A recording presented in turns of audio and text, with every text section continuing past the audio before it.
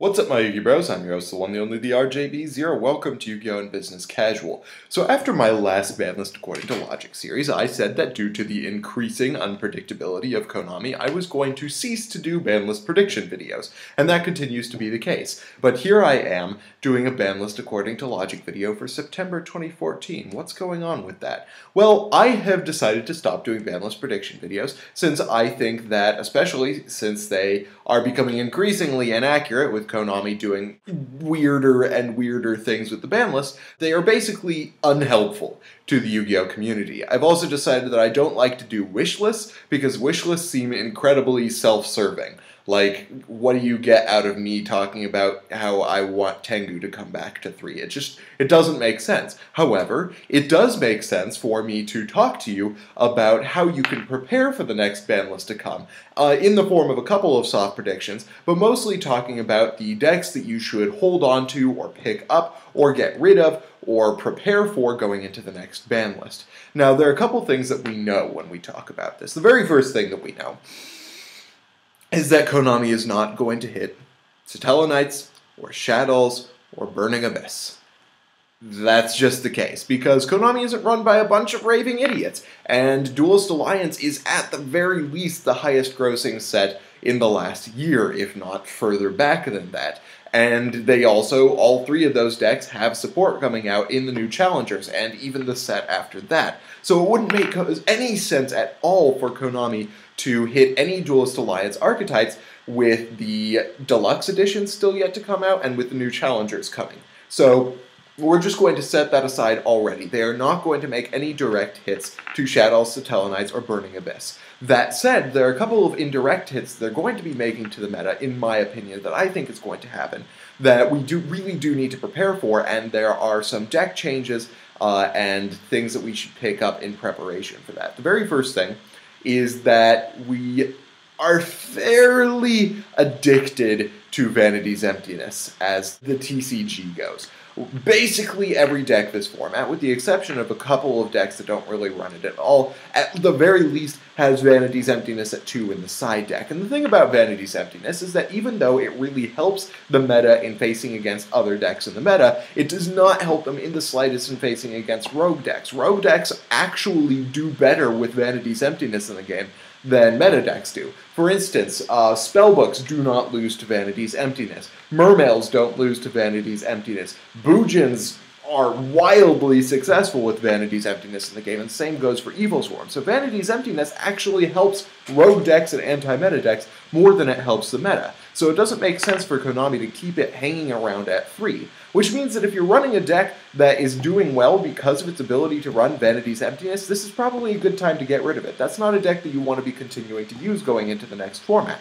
There are decks like Spellbooks and Mermails that I would highly recommend you keeping around, because they neither use Vanity's Emptiness nor do they lose to it, so one way or another, whether or not they hit Vanity's Emptiness, those decks are going to be successful going into the next format. They have good plays, and they make good meta calls. So those are decks that I would keep in mind for Vanity's Emptiness. The really big one, though, is Boojins. Boojins, they gain a lot of advantage out of the existence of Vanity's Emptiness in the game, and they can use it really effectively. The other thing about Boojins is that even though their matchups currently in the format are really good, their matchups against the meta are going to continue degrading past this ban list, particularly if they hit Vanity's Emptiness, and with the possibility of them hitting Tenki, since it strikes me that the only reason they've been keeping Tenki at 3 is because they really needed to make as much money off of Boojins as possible, and the reprints were coming and things like that. So now that the Boojins have run their course, they've gotten their reprints and everything, and I just totally knocked something off the table, I think that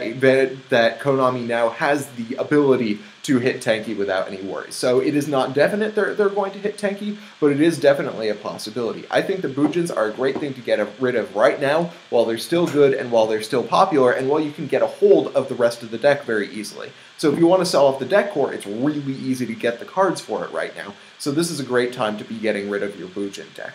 Another thing that Konami really has to pay attention to is the existence of 3 Soul Charge. 3 Soul Charge is actually really devastating for Konami.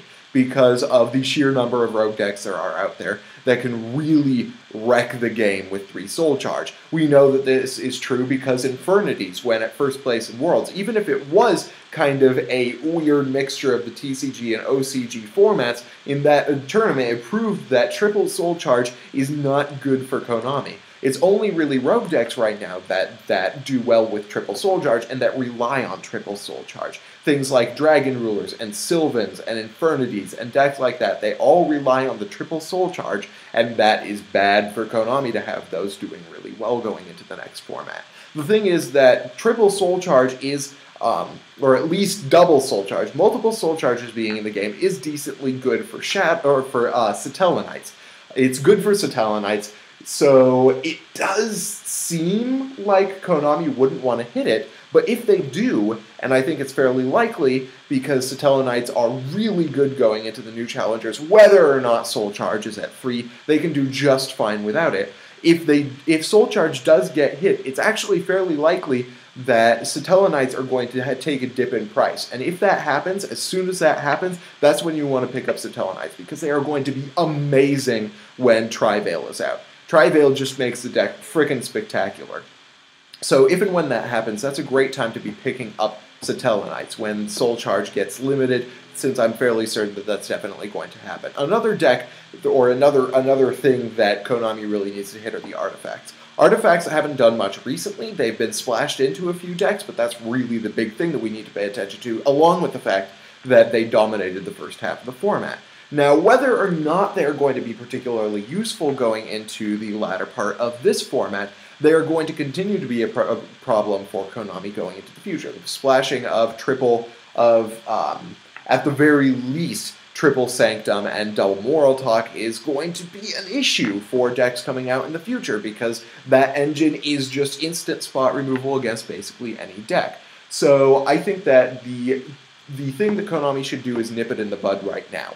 I think that they should hit Moral Talk, since Sanctum isn't really the problem to some degree, and more importantly, if Sanctum's still in the game, that means that Konami can make new artifacts that they can bring into the game that aren't quite as broken as Moral Talk, but that can make artifacts good with triple Sanctum. If you limit Sanctum, there are no possibilities for the artifact deck in the future.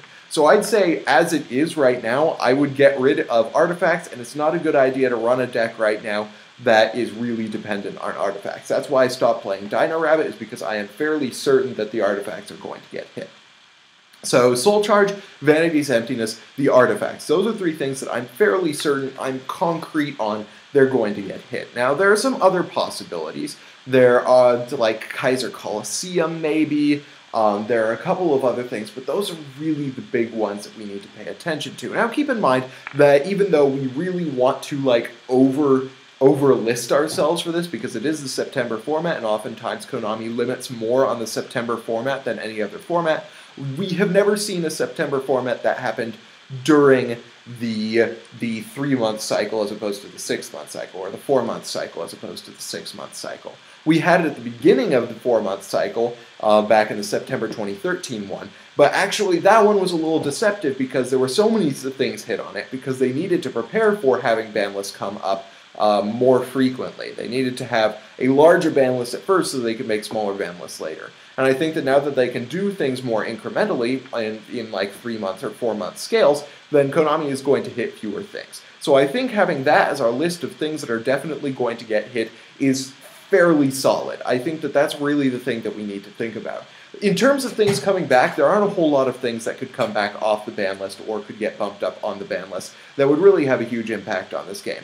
I like the idea of Tengu coming back to 3, but I'm kind of biased. I think that I'm sticking to my guns on Glow Up Bulb coming back, because I think that Shadows to some degree are losing steam. And I think they're going to continue losing steam to some degree against Cliff Arts until, I mean, they're going to have Shekinaga, but if they don't have a really big play to make with Shekinaga, then they are less likely to be able to run it, since they have to run inconsistent cards along with Shekinaga, and they're not going to do well if they have to make inconsistent parts of their deck in order to make Shekinaga work, since Shekinaga is such a big deal going into the next format. So I think that Glow Up Bulb would give them a further power play and give them a better excuse to run Shekinaga, which makes them more competitive against Qliphotts. And a more competitive meta means that Konami can make more money off of the various competitive decks that are out there, particularly if they're decks that have come out recently and then they get profit off of. The other thing is that they can stand to make a ton of money off of the 5-piece Legendary Collection if Glow Up Bulb comes back into the game. I wouldn't pick up Glow Up Bulb right now, particularly since it will be getting a reprint,